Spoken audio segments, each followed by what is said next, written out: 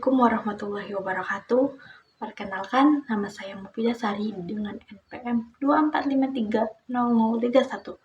Nah, di sini saya akan membahas topik yang sangat penting dalam dunia komunikasi dan peradaban manusia, yaitu retorika. Apa sih retorika itu? Yuk kita simak videonya.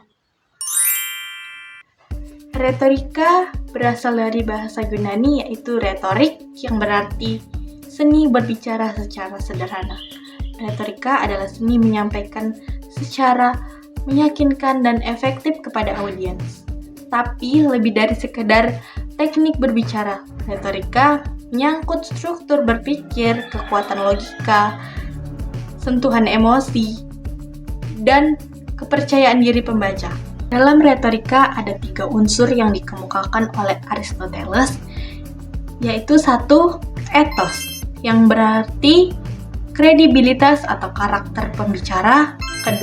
Pathos, yaitu emosi yang dibangkitkan kepada audiens. 3. Logos, yang berarti argumen logis dan bukti yang mendukung. Retorika juga digunakan dalam berbagai aspek kehidupan seperti dalam pidato, debat, tulisan ilmiah, iklan, dakwah, hingga dalam postingan media sosial.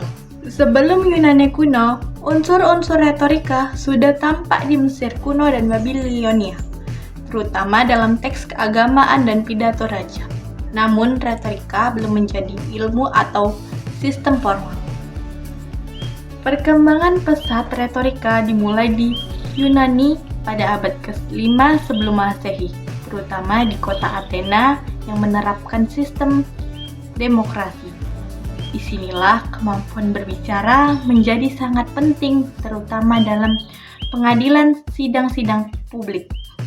Tokoh-tokoh penting pada masa Yunani antara lain 1. Socrates yang menekankan pentingnya bertanya dan berdialog untuk menemukan kebenaran. Yang kedua yaitu Plato, murid Socrates, yang mengkritik retorika jika digunakan untuk menipu. Yang ketiga yaitu Aristoteles, murid Plato, yang menyusun teori retorika secara sistematis melalui karyanya Momentum Retorik. Ia mengajarkan bagaimana menyusun argumen berdasarkan logika, emosional, dan etika. Yang kedua yaitu pada masa Romawi. Bangsa Romawi mengadopsi dan mengembangkan retorika dari zaman Yunani. Pada masa ini, retorika tidak hanya dipelajari, tetapi digunakan secara luas dalam politik dan hukum. Selanjutnya, tokoh penting pada masa Romawi 1 yaitu Cicero, orator besar dan negarawan yang menggabungkan filsafat dan retorika. Ia percaya bahwa pembicara harus memiliki moral dan pengetahuan yang luas. Yang kedua yaitu Quintilian, penulis Institutio Oratoria, yang menekankan pentingnya pendidikan sejak dini untuk mencetak orator yang beretika dan cerdas. Retorika menjadi pusat pendidikan formal di Romawi dan menjadi dasar pembentuk sistem hukum, pemerintahan, serta seni persuasi. Selanjutnya, abad pertengahan dan zaman Daulat Islamiyah.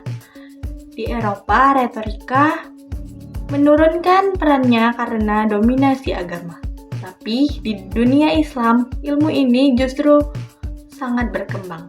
Dalam Islam, retorika dikenal dalam ilmu balaghah yang mencakup keindahan dan keefektifan bahasa.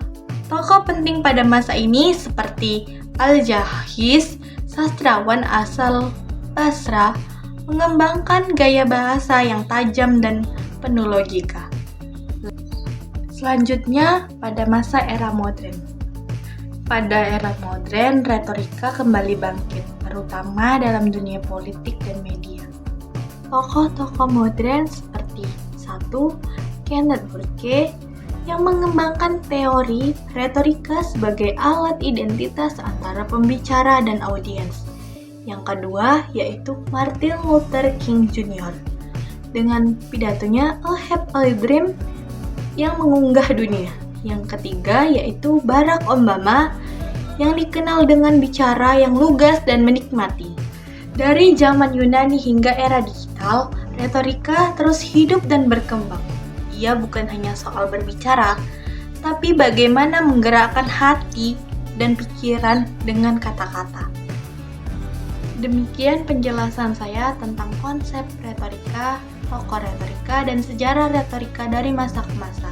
Semoga bermanfaat dan menambah wawasan kita semua.